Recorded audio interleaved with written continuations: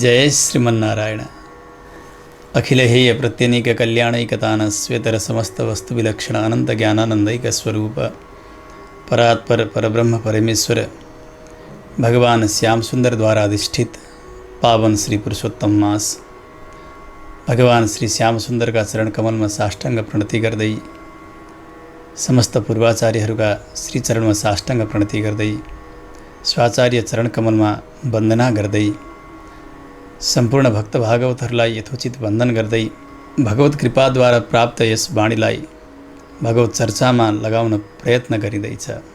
आज पुरुषोत्तम मासको चतुर्थ दिन महात्म्यको चौथो अध्यायको पाठ र कथालाई हामीले श्रवण गर्नेछौँ। आउँ सर्वप्रथम महात्म्यको पाठ श्रवण गरौँ, तत्पश्चात कथामा प्रवेश गर्नेछौँ। ओम श्री परमात्मने नमः। कृष्णाय वासुदेवाय हरये परमात्मने प्रणतक्लेशनाशाय गोविन्दाय नमो नमः। अथ चतुर्थोऽध्यायः। श्रीनारायण उवाच। शृणु नारद वक्ष्येऽहं लोकानां हितकाम्यया अधिमासेन यत् प्रोक्तं हरेरग्रे शुभं वचः। शृणु नारद वक्ष्येऽहं लोकानां हितकाम्यया अधिमासेन यत् प्रोक्तं हरेरग्रे शुभं वचः। अधिमास उवाच। अयि नाथ कृपानिधे हरे न कथं रक्ष्यसि मामिहागतं कृपणं प्रबलैर्निराकृतं मलमासेत्यभिधां विधाय मे शुभकर्मणि वर्जितं हि मां निरधीशं मलिनं सदैव तैः अवलोकयतो दयालुता क्व गता तेद्य कठोरता कथं वसुदेव वराङ्गना यथा खलकंसा नलतः सुरक्षिता वदमां शरणागतं कथं न तथाद्यावसि दीनवत्सल द्रुपदस्य सुता यथा पुरा खलदुःशासनदुःखतो विता वदमां शरणागतं कथं न तथाद्यावसि दीनवत्सल यमुना विशतो वितास्त्वया पशुपालाः पशवश्च यादवाः वदमां शरणागतं कथं न तथाद्यावसि दीनवत्सल पशवः पशुपास्तदङ्गना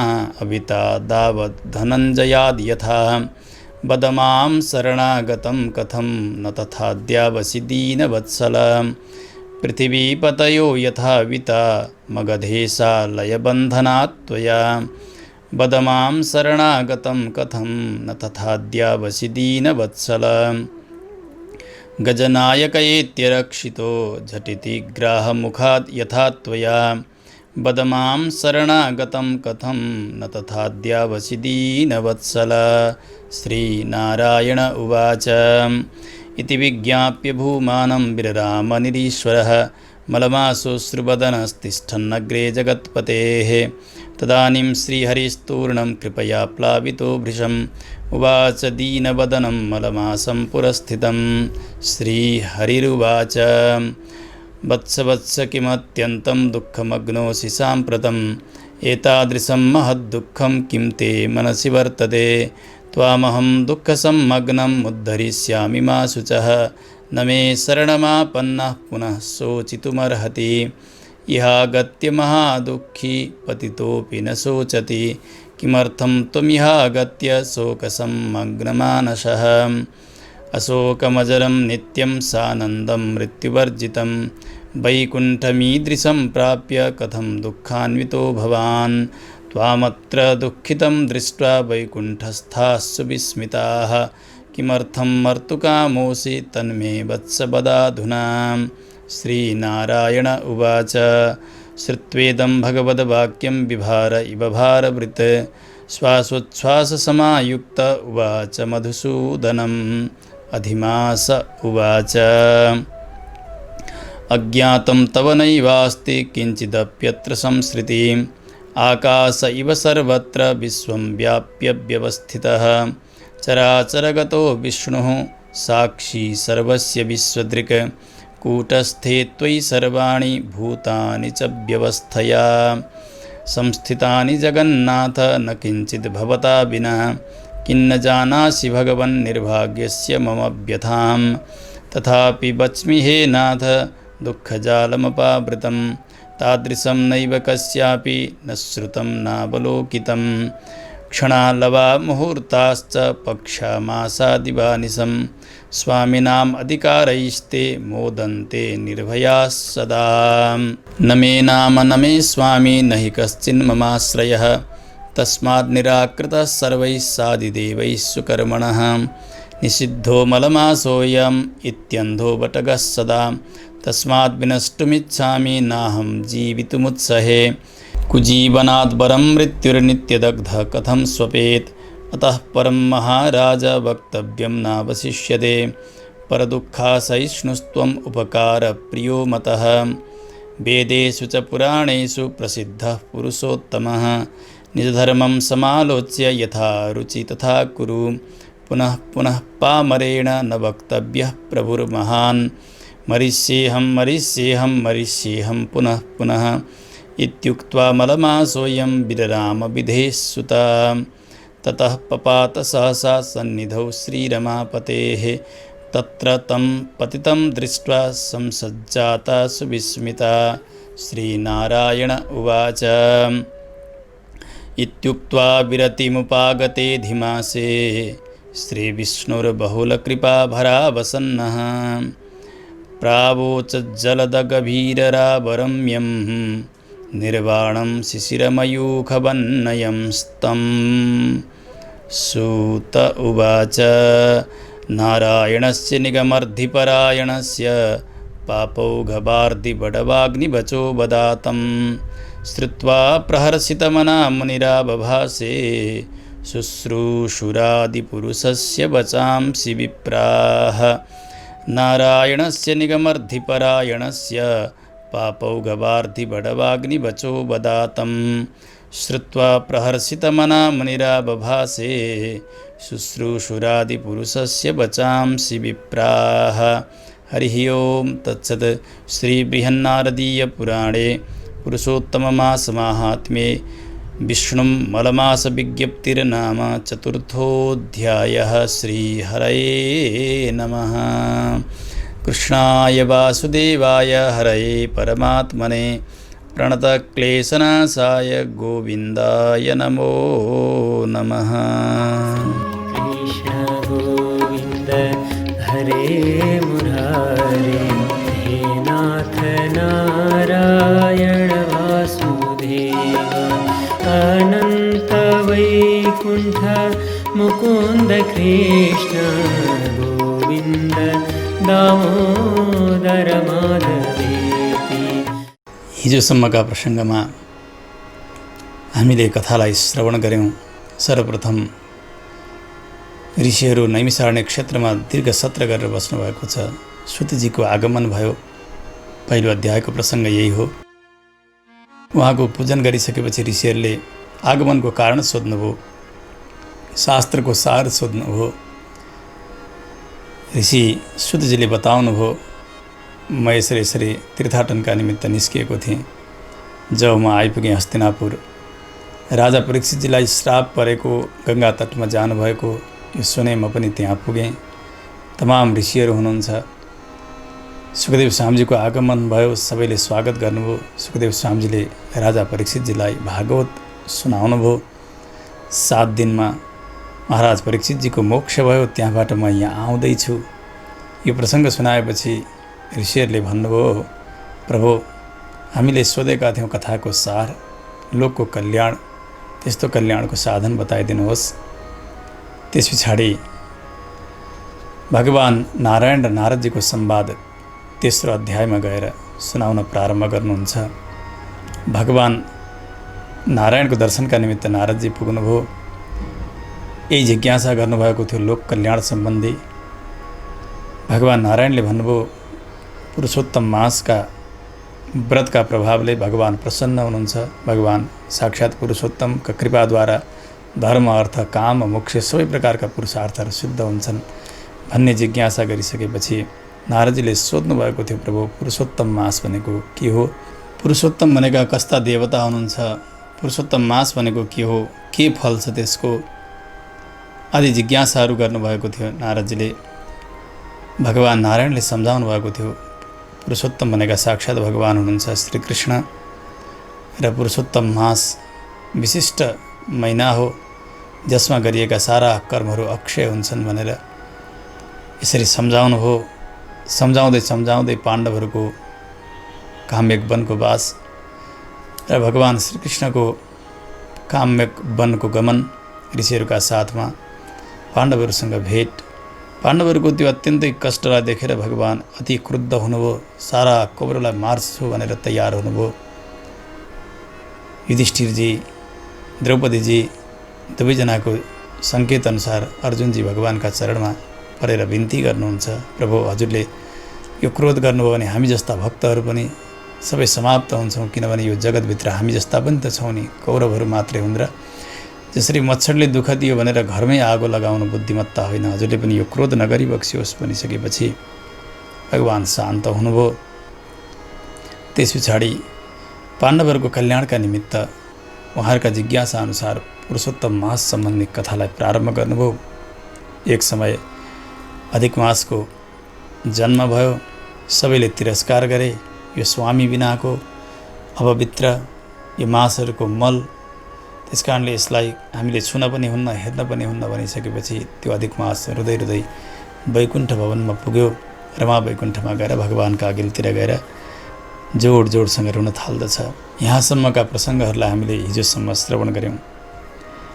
आज भगवान नारायण बताउँदै हुनुहुन्छ नारदजी सुन्नुहोस् शृणु नारद वक्ष्येऽहं लोकानां हितकाम्यया अधिमासेन यत् प्रोक्तं हरेरग्रे शुभं वचः जब रमा वैकुण्ठमा पुग्यो अधिक मास त्यहाँ गएर भगवान नारायणका सन्निधिमा उसले के भन्यो सुन्नुहोस् अधिक मास भगवानसँग हात जोडेर रुँदै भन्छ प्रभु ऐनाथ कृपानिधे हरे न कथं रक्ष्यसि मामिहा गतं कृपणं प्रबलैर्निराकृतं मलमासेत्यभिधां विधाय मे हे कृपा सिन्धो हे भगवान हे हरे हे रक्षक मलाई किन रक्षा गर्नुहुन्न हजुरले म हजुरका अघिल्तिर आएको छु मलाई सबैले अत्यन्तै घृणा गरेका छन् प्रभु मलमास यो मलमास हो यो फोहोर हो भनेर मलाई सबैले घृणा गरेका छन् प्रभु शुभ कर्म गर्न हुँदैन यस महिना भनेर मेरो तिरस्कार गरिरहेका छन्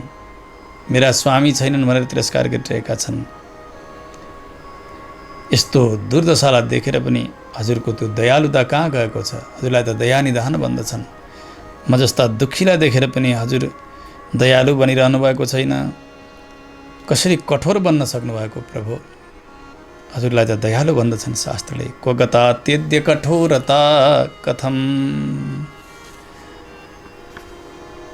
अधिक मासले रुँदै भने प्रभु मैले सुनेको छु मलाई थाहा छ जति बेला वसुदेवजीका साथमा विवाह सम्पन्न भयो देवकीको बहिनी ज्वाइँलाई पुर्याउन भनेर रथ तयार गर्छ कंस आफै लिएर जान्छ आकाशवाणी भयो हे दुष्ट कंस यिनै देवकीका 8औं गर्भबाट तेरो मृत्युले जन्म लिनेछ यो सुन्ने बित्तिकै तत्काल तयार भयो कंस देवकीलाई मार्नका निमित्त हातमा खड्ग लिएर केसमा समातेर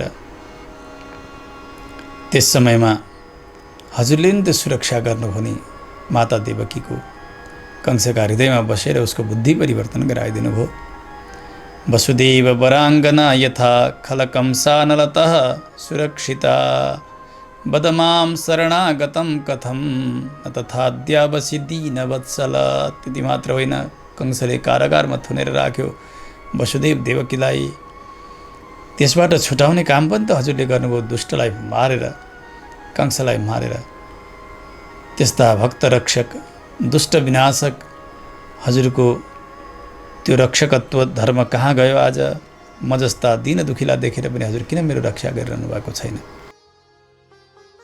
अधिक मासले भन्दै गयो अगाडि प्रभु मैले सुनेको छु त्यो भारी सभाका बीचमा द्रौपदीको चिरहरण भयो दुष्ट दुशासनले त्यो वस्त्र खिचिरहेको थियो त्यस समयमा द्रौपदीजीले चित्कार गरिन् हजुर आएर उनको साडी बनेर उनको लज्जाको रक्षा गर्नुभयो तर आज हजुरका अघिल्तिर म आएको छु हजुर किन मलाई हेरिरहनु भएको छैन मेरो रक्षा गरिरहनु भएको छैन द्रुपदस्य सुता यथा पुरा खल दुशासन दुःखतो बिता बदमां शरणागतं कथं न तथाद्यावसि दीनवत्सल।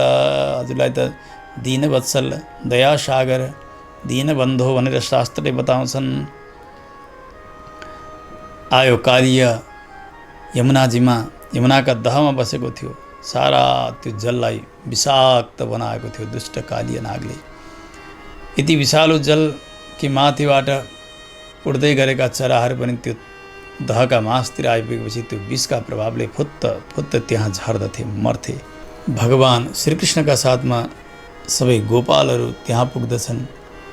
जलपान गरे ती गाईले, त्यसै गरी ती बालकहरूले सबैले त्यो विषैलो जलका प्रभावले सबै मृत प्राय भएर लडिरहेका छन्। त्यसबेला त्यो कालिया जस्ता दुष्टलाई हजुरले निग्रह गर्नुभयो, त्यसलाई दण्ड दिनुभयो र ती प्राण गइसकेका ती गोपको र ती गाईको रक्षा गर्नुभयो। त्यसरी आफ्ना आश्रयमा रहेका भक्तहरूको रक्षा गर्ने हजुर शरणागत वत्सल हुनुहुन्छ। आज हजुरका शरणमा म आएको छु। हजुर किन रक्षा गरिरहनु भएको छैन? हे प्रभु, मेरो रक्षा गरिबक्सियोस्।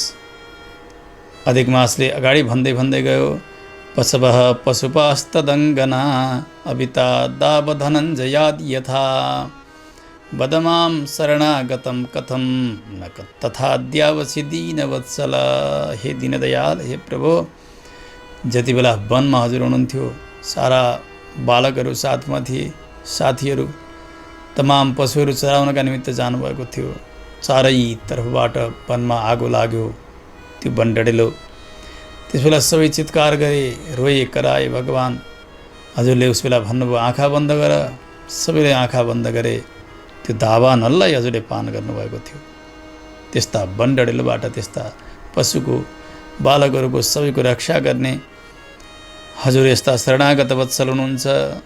आज हजुरका शरणमा आएर म रोइरहेको छु, तर किन मलाई हेरिरहनु भएको छैन? किन रक्षा गरिरहनु भएको छैन? प्रभु, मेरो रक्षा गर्नुहोस्। उसले भन्दै गयो, आफ्ना अघिल्तिर शिर ननिहुर्याउने 20,000 राजाहरूलाई कैदी बनाएर राखेको थियो जरासन्धले। समय धेरै बितेको छ, शरीर जीर्ण शीर्ण भएको छ यी राजाहरूको। भगवान द्वारकामा हुनुहुन्छ सभाका बीचमा। राजाहरूले एक दूतलाई पठाउँछन् भगवानका सन्निधिमा। गएर ऊ दूतले भनिदियो, प्रभु, यसरी यसरी हजुरका भक्त राजाहरू सबैलाई कैदी बनाएर राखेको छ दुष्टले। हजुरबाट रक्षा चाहेका छन्, उद्धार चाहेका छन् सबैले, ती राजाहरूले। भगवान हजुर त्यसबेला जानुभयो, गएर ब्राह्मण वेश बनाएर पुग्नुहुन्छ। यतातिर भीमसेन र अर्जुनलाई साथमा लिएर भिक्षाको बहाना गरेर हजुरले द्वन्द्व युद्ध माग्नुभयो। भीमसेनलाई अगाडि लगाउनुभयो। हजुरकै कृपाले, हजुरकै बलले अभिप्रेरित भएर भीमसेनले गदाद्वारा त्यस दुष्टलाई समाप्त पार्नुभयो। शरीरलाई चिरेर फ्याँकेर जरासन्ध समाप्त भयो। आखिर यो सबै गर्ने गराउने हजुर नै त हुनुहुन्छ नि। जरासन्धलाई समाप्त पारिसकेर जब हजुर कैदी राजाका सन्निधिमा पुग्नुभयो, सबैले हजुरको शरणागति गरे। कृष्णाय वासुदेवाय हरये परमात्मने प्रणत क्लेशनाशाय गोविन्दाय नमो नमः। प्रणत क्लेशनाशाय, आफ्ना शरणमा आएका भक्तको सम्पूर्ण कष्टलाई नाश गरिदिने हे गोविन्द, हजुरलाई म बार बार वन्दना गर्दछु, हामी वन्दना गर्दछौँ। सारा राजाहरूले हजुरको शरणागति गरे, कैदीहरूले सबैको उद्धार हजुरले गरिदिनु भयो उस समयमा। सबैको प्रार्थनालाई सुन्दिने हे भगवान, हे दीनवत्सल, आज मेरो प्रार्थना हजुर किन सुनिरहनु भएको छैन? पृथिवी पतयो यथा बिता मगधेशालय बन्धनात् त्वया बदमां शरणागतं कथं न तथाद्यावसि दीनवत्सल। अवश्य पनि मेरो पनि हजुरले रक्षा गर्नुपर्दछ। प्रभु, त्यस सरोवरका बीचमा गजेन्द्रको घोडालाई समायो त्यो ग्रहले, जोडसँग तान्यो। पछि थाहा भयो ती हात्तीलाई, ओहो यो दुष्ट ग्रहले मलाई निल्न लाग्यो। धेरै समयसम्म ती गजेन्द्र एकले लड्दछन्। आफू समान बल भएका हात्तीहरू सुडमा सुड मिलाएर उनको उद्धार गर्नका निमित्त प्रयास गर्छन्। कसैको केही लागेन। सबै वरिपरि तलाउका किनारामा बसेका छन्। उनका पत्नीहरू, उनका बच्चाहरू सबै गजेन्द्रलाई त्यो ग्राहले निल्दै निल्दै गयो, शरीर लगभग निल्लिसक्न लागेको छ। जलमाथि अलिकति सुँडको भाग देखिएको छ। त्यस समयमा अन्तिम हेराइ हेर्दछन् उनले, हो यी मसमान हात्तीका बल भएका यीहरू साथीहरूले त मेरो उद्धार गर्न सकेनन् भने यी मेरा पत्नीहरूले, यी मेरा बच्चाहरूले मेरो के उद्धार गर्दछन् र? उनीहरूका आँखाभरि आँसु, यी ग्राहका मुखमा पर्दै गरेका गजेन्द्रका आँखामा पनि आँसु। यिनीहरू हेरिरहेका छन्, म मरिरहेको छु, म सकिरहेको छु। यस्तो पीडा भयो उनलाई। त्यो अत्यन्तै पीडा भएका कारण त्यसबेला पूर्वजन्मको संस्कारवसात गजेन्द्रलाई हजुरको याद भयो। हजुरको स्तुति गरे उनले। हजुर उस समयमा गरुडमा सवार हुनु वैकुण्ठबाट। गजनायक एत्यरक्षितो झटिति ग्राहमुखाद् यथा त्वया वदमां शरणागतं कथं न तथा द्यावसी दीनवत्सला। हजुर वैकुण्ठबाट सवार हुनुभयो। वैकुण्ठमा एउटा मर्यादा बताइन्छ शास्त्रमा। साक्षात् भगवान श्री विश्वक्सेन सेनापति हुनुहुन्छ भगवानका। भगवान कोहीसँग बोल्नुहुन्न, कसैको आदर गर्नुहुन्न वैकुण्ठमा, किनभने परात्पर हुनुहुन्छ। त्यस समयमा काहीँ भगवान बाहिर सवारी हुनु पर्यो भने सेनापतिका हातमा समाएर उहाँले राखिदिएका मणिमय पादुका लगाएर भगवान सवारी हुनु, यस्तो मर्यादा छ उहाँ। आज गजेन्द्रको त्यो चित्कार सुनेर भगवान झुरुक्क आसनबाट उठ्नुभयो। श्री विश्वक्सेन सेनापति हात दिँदै हुनुहुन्छ। भगवानले उहाँको हात पनि समाउनु भ्याउनु भएन, पादुका लगाउनु भ्याउनु भएन। गरुडजीलाई सङ्केत गर्नुभयो। वायु वेगद्वारा गरुडजीले भगवानलाई लिएर आउनुभयो। त्यो गरुडजीको वेग पनि मानव भगवानलाई कम भइरहेको छ। यसरी दौडेर आउनुभयो भगवान गजेन्द्रको रक्षाका निमित्त। माथिबाटै आपतमा परेका गजेन्द्रको रक्षाका लागि भगवानले चक्र छोडिदिनुहुन्छ। भगवानलाई देखेर गजेन्द्रले अन्तिम पुकार गर्दछन्। नजिकै भएको कमल पुष्पलाई आफ्ना सुँडले टिपे। धेरै कष्ट छ, तर पनि भगवान जताबाट आउँदै हुनुहुन्छ त्यो पुष्प यसरी फ्याँकेर भगवत शरणागति गर्दछन्। सोऽन्त सरस्युरुबलेन गृहीतार्तो दृष्ट्वा गरुत्मति हरिं खौपात चक्रम् उत्क्षिप्य साम्बुजकरं गिरमाह कृच्छ्रान् नारायणाखिल गुरो भगवन् नमस्ते। हे अखिल जगतका रक्षक, हे भगवान, हे नारायण, हजुरलाई म बार बार वन्दना गर्दछु। त्यो पुष्प अर्पण गरेर गजेन्द्रले जब शरणागति गरे, भगवानले माथिबाटै चक्र छोडिदिनु भयो। त्यो ग्रहको शरीर चिरेर गजेन्द्रको उद्धार गर्नुभयो। त्यस्ता गजेन्द्रलाई रक्षा गर्ने हे प्रभु, आज मेरो पुकार हजुरले किन सुनिरहनु भएको छैन? हजुर त दीन दयाल हुनुहुन्छ। प्रभु मेरो रक्षा गर्नुहोस्। अधिक मास हृदय पुकार गरिरहेको छ। भुइँमा लडेको छ, आँखाबाट आँसु भएका छन्, मूर्छा परे जस्तो भयो। भगवान अत्यन्तै दयार्द्र बन्नुभयो। भगवानले कृपाभर दृष्टिद्वारा यसो हेरिदिनु भयो। अत्यन्तै दीन दुखी छ त्यो मलमासलाई। भगवानले सोध्दै भन्नुभयो, बाबु किन रोयौ तिमी? के पीडा छ तिमीलाई? अत्यन्तै दुखी छौ नि तिमी? तिम्रो मनमा एकदमै विशाल दुःख भए जस्तो मलाई लागिरहेको छ। मेरा शरणमा आएका छौ, यहाँ आएपछि तिमीले अब दुखी कहिल्यै हुन पर्दैन, शोक नगर। न मे शरणमापन्नः पुनः शोचितुमर्हस्ति। मेरा शरणमा आएकाले फेरि कहिले शोकमा डुब्न पर्दैन। बताऊ के भयो तिमीलाई? यहाँ आयो तिमी, अत्यन्त दुखी छौ, शोक गरिरहेका छौ। यहाँ त कोही शोक गर्दैनन्। यहाँ त शोक सकिने ठाउँ हो यो वैकुण्ठ भनेको। अशोकम अजरम नित्यम सानन्दम मृत्युवर्जितम वैकुण्ठम ईदृशम प्राप्य कथम दुःखान्वितो भवान। जहाँ कुनै प्रकारको शोक छैन, जहाँ बुढ्याइले छुन सक्दैन, जो नित्य छ, आनन्दले युक्त छ, जहाँ मृत्यु छैन, त्यस्तो वैकुण्ठमा तिमी आएका छौ। तर पनि किन तिमी दुःखी भइरहेका छौ बाबु? बताऊ। यहाँ वैकुण्ठका पार्षदहरू जति छन् नित्यमुक्त, तिम्रो यो दुःखलाई देखेर सबै चकित भइरहेका छन्। किनभने आजसम्म न कोही आएर यसरी दुःखी भयो, न कसैले आफ्नो पीडा यहाँ आएर बताएको छ। यहाँ त सबैतिर आनन्द मात्र छ। यी चकित भइरहेका छन्। तिमी यहाँ आएर मर्न चाहिरहेका छौ, के भयो तिमीलाई? आफ्नो दुःखको कारण बताऊ। भगवानले अधिक मासलाई अत्यन्तै स्नेहका साथ सोधिरहनु भएको छ। भगवानका आज्ञाले अधिक मास हात जोडेर भन्दछ, प्रभु अज्ञातं तब नैवास्ति किञ्चिदप्यत्र संश्रुति आकाशैव सर्वत्र विश्वं व्याप्य व्यवस्थितः। हजुरले नजानेको के छ र? सबैका घटघटमा बस्ने हजुर हुनुहुन्छ, सबैका कर्मलाई, सबैका प्रवृत्ति निवृत्तिलाई सबैलाई जान्नेवाला हजुर हुनुहुन्छ। जसरी आकाश व्यापक छ, सर्वत्र पुगेको छ, यसै गरी हजुर पनि त व्यापक हुनुहुन्छ, सबैका अन्तर्यामी भएर बस्नुभएको छ नि। त्यस कारणले कसलाई के पीडा छ हजुरले सबै जान्नुभएको छ।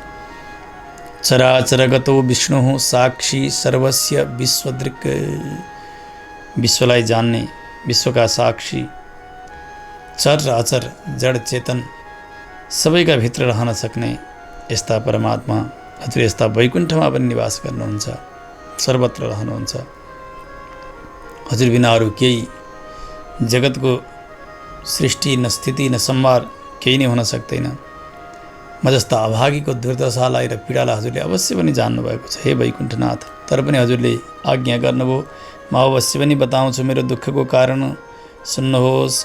यस्तो दुःख आजसम्म हजुरका अघिल्तिर आएर कसैले सुनाएका थिएनन् र हजुरले कहिले देख्नु पनि भएको थिएन। तादृशम नैव कस्यापि न श्रुतम नावलोकितम, देख्नु पनि भएको थिएन र हजुरले सुन्न पनि पाउनु भएको थिएन। हृदय अधिक मासले भन्दै गयो, क्षण, लव, मुहूर्त, पक्ष, महिना, दिन, रात्रि यी सबैका स्वामी छन्, यी सबैको अधिकार क्षेत्र छ अनि यिनीहरू अत्यन्तै निर्भय भएर बसिरहन्छन् आनन्दका साथ।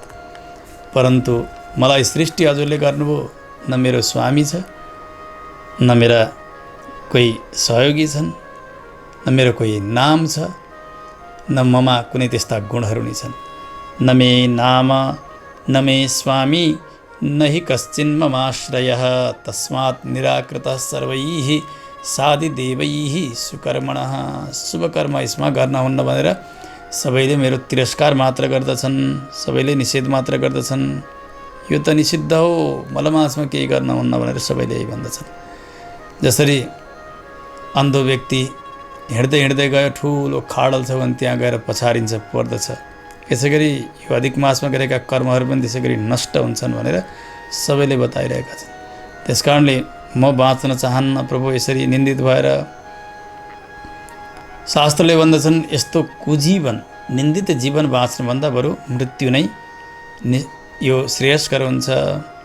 कुजीवनात् वरम मृत्युः नित्यदग्धः कथं स्वपेत्। एकपटक जलेको छ भने व्यक्ति एकछिन जलेर त्यो दाहलाई अनुभव गर्दछ, केही बेर पछाडि त्यो बिस्तारै कम हुन्छ। तर नित्य जो जलिरहेको छ भित्र हृदयमा, चिन्ता अग्नि जलिरहेको छ भने त्यो व्यक्ति कसरी सुत्न सक्छ? उसका आँखामा निद्रा कसरी आउँछन् र प्रभु? मेरो त्यस्तै भइरहेको छ, अत्यन्तै चिन्तित भएको छु प्रभु, मलाई शान्ति छैन। यहाँभन्दा अगाडि मैले भन्नुपर्ने केही छँदा पनि छैन प्रभु। शास्त्रले भन्दछन् हजुर अर्काको दुःखलाई सहन गर्न सक्नुहुन्न, भक्तका कष्टलाई हजुर सहन गर्नै सक्नुहुन्न। शास्त्रको यही आज्ञा छ। उपकार प्रियो मतः, अर्काको उपकार गर्ने नै हजुरको यस्तो लक्षण छ। यस्ता भक्तवत्सल हजुर हुनुहुन्छ। वेदमा, पुराणमा, शास्त्रहरूमा हजुरलाई पुरुषोत्तम भनेर सबैले बताएका छन्। यी सबै लक्षणहरू भएको हुनाले नै हजुरलाई पुरुषोत्तम, उत्तम पुरुष भनेर बताइएको प्रभु।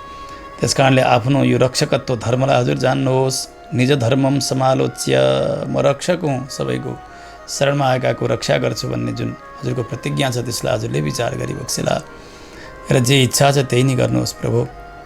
म जस्ता पामरले, जस्ता नालायकले हजुरका अघिल्तिर के भनौँ र? धेरै धेरै भनिरहनु पनि हुन्न। हजुर त स्वामी हुनुहुन्छ, ईश्वर हुनुहुन्छ, महान हुनुहुन्छ। म यति मात्र भन्छु, यदि हजुरले मेरो रक्षा गर्नुहुन्न भने म हजुरका अघिल्तिर प्राण त्यागिदिन्छु। मरिष्येहम मरिष्येहम मरिष्येहम पुनः पुनः इत्युक्त्वा मलमासोऽयं विरराम विदेशसुत। नारदजी सुन्नुहोस्, म मर्छु, म मर्छु, म मर्छु। हजुर त दयासागर हुनुहुन्छ नि, तर पनि हजुरले मेरो रक्षा गर्नु भएन भने अवश्य हजुरका अघिल्तिर म प्राण त्याग गर्दछु। मलमासले यसरी प्रतिज्ञा गर्न लागे। भगवानलाई करुणा सागर भनेर बताइएको छ। यिनको अधिक मासको यही भाव हो। शास्त्रले भन्छन् नारायण दया सिन्धो वात्सल्य गुण सागर। एनं रक्ष जगन्नाथ बहुजन्मा पराधीनम। शरणमा पर्दै गरेका चेतनलाई आचार्यले देखाएर भगवानसँग भन्नुहुन्छ, प्रभु हजुर नारायण हुनुहुन्छ, हजुर दयाका सागर हुनुहुन्छ। दयाका सागर, दया कहाँ खर्च गरिन्छ भने जो अत्यन्तै दुःखी छ त्यसका उप दयाको वर्षा गरिन्छ। पर दुःख दुःखित्वम दया अथवा करुणा, यस्तो लक्षण आचार्यहरूले गर्नुभएको छ। यदि संसारी चेतन उसमाथि पनि हजुरले दया नगर्ने हो भने योभन्दा अर्को दुःखी को नै छ र? जन्म जन्मान्तर कति हो कति यसले पार गर्दै आएको छ, कति हो कति कष्ट भोग्दै भोग्दै भोग्दै आएको छ, बल्ल तल्ल त हजुरका शरणमा आइरहेको छ नि। त्यस कारणले त्यो दयागुण हजुरले यहाँ खर्च गर्नुभयो भने मात्रै हजुरलाई दया सागर भनिदिन्छन्। अन्यथा वैकुण्ठमा कोही दुःखी छँदै छैनन्, कसैलाई कुनै प्रकारको पीडा छँदै छैन। दुःखी नभएपछि हजुरको त्यो दयागुण त्यहाँ खेर गइरहेको छ।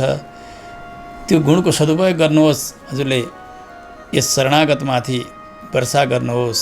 आचार्यले यसरी सिफारिस गर्नुहुन्छ भगवानसँग। हजुर वात्सल्य गुणका सागर पनि हुनुहुन्छ। वत्सला भनेकी गाई हुन्। गाईका अनेक नाममध्ये एउटा वत्सला हो। वत्सलायाः भाव कर्म वा वात्सल्यम। वत्सला गाईको कर्मलाई वात्सल्य भनिन्छ। गाईले के गर्छिन्? त्यो बाछोलाई जन्माउँछिन्। साल नालले घेरिएको हुन्छ, अत्यन्तै फोहोर हुन्छ त्यो बाछो।